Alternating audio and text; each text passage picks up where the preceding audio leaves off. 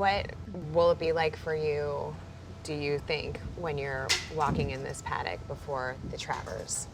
Just don't screw it up. Get the saddle on him. I go into scan mode. You know, I'm watching everything that's going on, watching the environment, watching the bubble that we'll be in, watching the people who are around it. And so my job is I kind of get into mama bear mode of making sure to avoid anything that could potentially be an issue. Making sure the horse has enough space, making sure the team is okay, making sure everyone's, you know, focused in on what needs to happen in that moment. So kind of watching those micro details of the big picture. So for me, things get really slow in that moment of just trying to slow everything down. And at the draw, we'll find out what post position will be. And so I know the paddock well, so what space we'll be in, and you know, allowing the horse to have that breathing room, because horses are very sensitive on energy.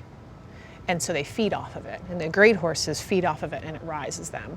But I need him to focus race day in the afternoon and let me put the saddle on and take all that in. And so my shift will be into that mama bear mode coming in to make sure he's good and the people are good. Do you make that shift before you enter this paddock?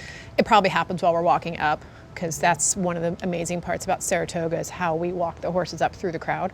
And so the entire... Gives me chills, it does, right? It does. Like, And you feel it, like your heartbeat, you feel it, you feel everybody around you, and understanding how much more sensitive the horses are to that even than we are. And that's where you get like, you just scan and watch. And you probably almost is like, you know, the CIA, where you're like, you know, scanning the room at all times. and just making sure that there's nothing that could Yeah. spook Yeah. the horse or anything. And that's partly what we do with going back and forth so much from here. And Yeah. Mondays and Tuesdays here are quiet because it's dark days, so it's kind of the day off for everybody, but we start racing again on Wednesdays. And so the crowds come in at 7:30 in the morning. And so getting him back and forth, and for me, having him as immersed in it as possible. And he loves to stop. We'll stop and take selfies and, you know, do that kind of thing. So when that's all lined up that day, it could be 2-3 deep, you know, on these fences.